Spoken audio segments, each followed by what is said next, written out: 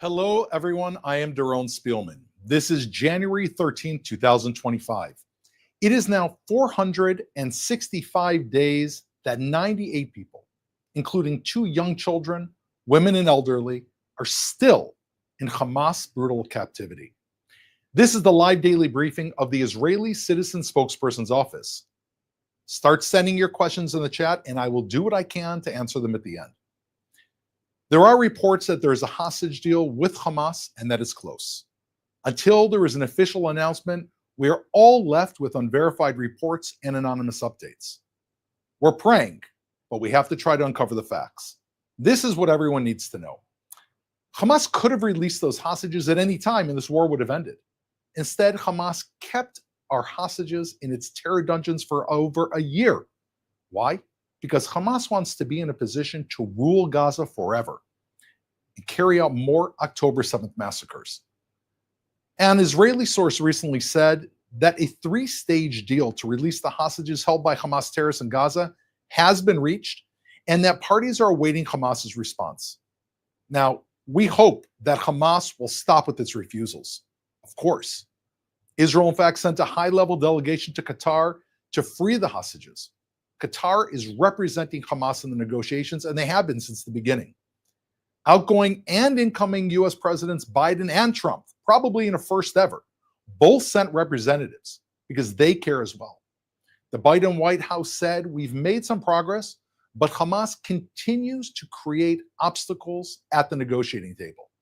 In fact, over the last year, every single hostage deal has been rejected by who? By Hamas. Days ago, Hamas claimed they didn't even know where many of our hostages were. They even refused to tell us what hostages were alive until after Israel agrees to a deal. Would anyone agree to a deal in which they don't know what they're getting in return until after they agree? Would you? I know I wouldn't, especially with a brutal terror organization like Hamas. The bottom line, Hamas was broken on the battlefield, and now they're using our hostages, men and women, living people, so that they can guarantee to continue to rule, to further their charter. And if you read it, it calls for one thing: Israel's destruction. A few words now about the situation in Lebanon.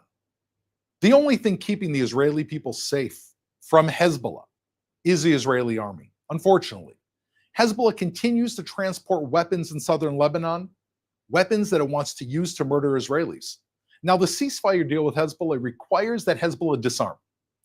Israel reported to the so-called ceasefire monitoring mechanism that it saw Hezbollah moving weapons and putting them in places and aiming them where it could have killed Israeli civilians. The monitors, which includes France, Lebanon, and the United Nations, did the same thing they did before Hezbollah's war against Israel began on October 8th, 2023. Can you guess? It's one word: nothing. So Israel took action. Last night, Israeli fighter jets struck a Hezbollah rocket launcher, a military site, and arms smuggling routes on Syria's border. The United Nations isn't stopping Hezbollah. Lebanon's army is not stopping Hezbollah. France is not living up to its obligations to stop Hezbollah. The only thing stopping Hezbollah is Israel. And that's why Israeli troops have not completely left southern Lebanon. In order to stop Hezbollah from firing rockets and missiles like the one that killed Tamar Edrei, a 75-year-old woman, a mother, a grandmother, who just today, after battling for over a month, succumbed to her wounds.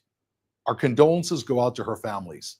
But what we can tell her family and the people of Israel and people around the world, and most importantly, Hamas and Hezbollah and Iran, Israel will not return to the reality before October 7th, 2023, or to October 7th, when Hamas attacked, or to October 8th, when Hezbollah joined the Hamas war.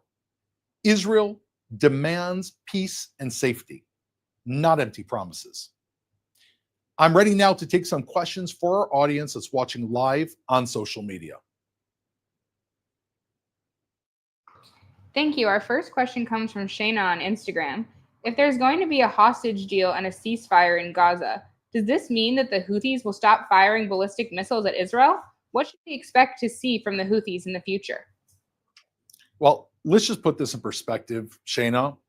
The war that Hamas launched in Israel, in which it massacred Israeli civilians and took innocent people to be hostages in Gaza, is more than 1,000 kilometers, much more than 1,000 kilometers from the Houthis. What did the Houthis have to do with Hamas? They're across the world. They're nowhere even in this area. The reason that the Houthis joined into the foray is for one reason. They're a proxy of Iran.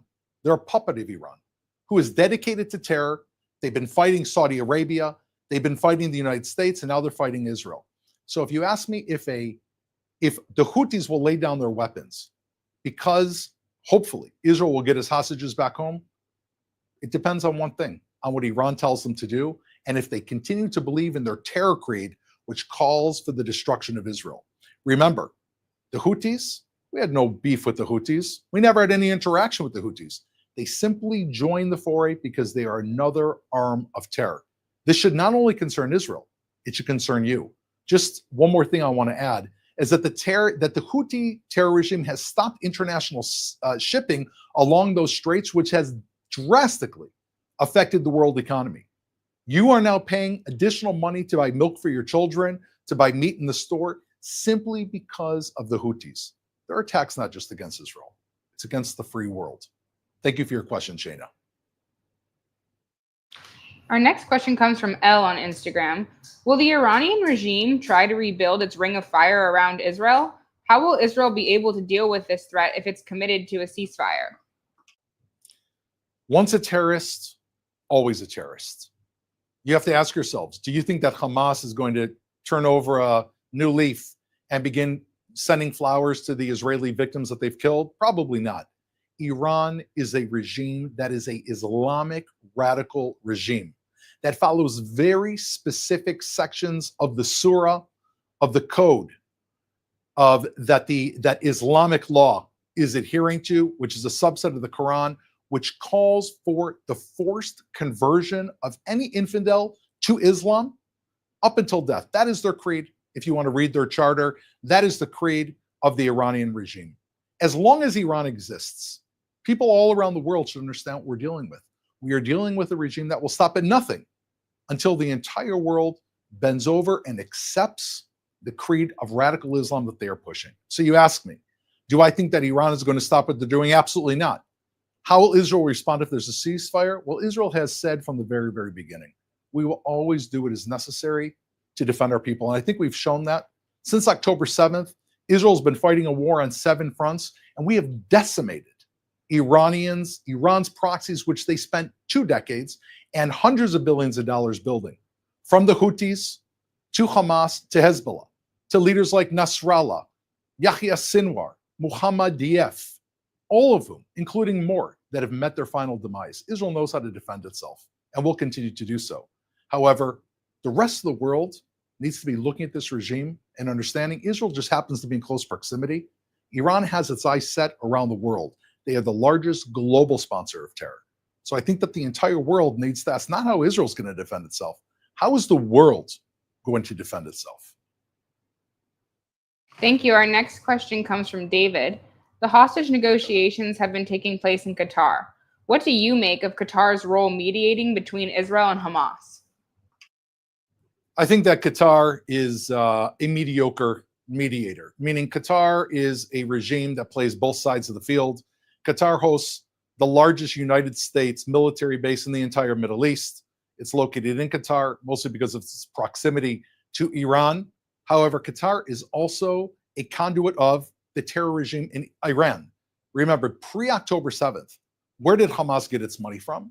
It was funneled from Iran to Qatar and was delivered in briefcases in cash to Hamas in the Gaza Strip. Qatar is playing both sides of the field. Now, the degree to which you can trust a mediator that you know does not really have your best interests in mind, but is also a party to the largest terror sponsor in the entire world, one that is aligned with Russia and North Korea and China.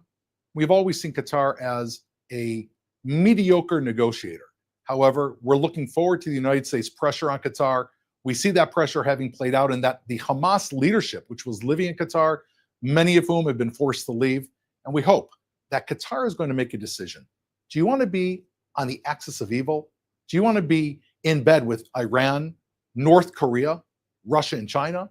Or do you want to be part of the free world, support freedom and liberty and human rights, and be on the side of the United States, Israel, and much of Europe? That's the question that we have at hand. Thank you, Duran. This is our final question. Gilly on Instagram asks, do you think that the Lebanese government and Lebanese army will ever disarm Hezbollah? Will Israel be fighting Hezbollah on its own forever? I think that we have to be very, very clear. Hezbollah is a problem for Israel, of course, but we know how to defend ourselves. Hezbollah is a problem for the people of Lebanon. If the Lebanese government and the Lebanese army are interested in protecting their own people, then we would think that they would try to disarm and destroy the terror organization that has completely infiltrated into their land, has occupied southern Lebanon, has turned their cities into basically army bases with people living on top of them, that has crushed the Lebanese economy to when they're in one of the biggest deficits in world history for any country, that has infiltrated into their government, that has wreaked havoc on the Lebanese people. So I think the question is not whether they're going to do this for Israel and if we want to be fighting in Lebanon. Of course, we don't want to be fighting in Lebanon. We didn't start the war with Hezbollah, nor do we have any interest to be fighting Hezbollah.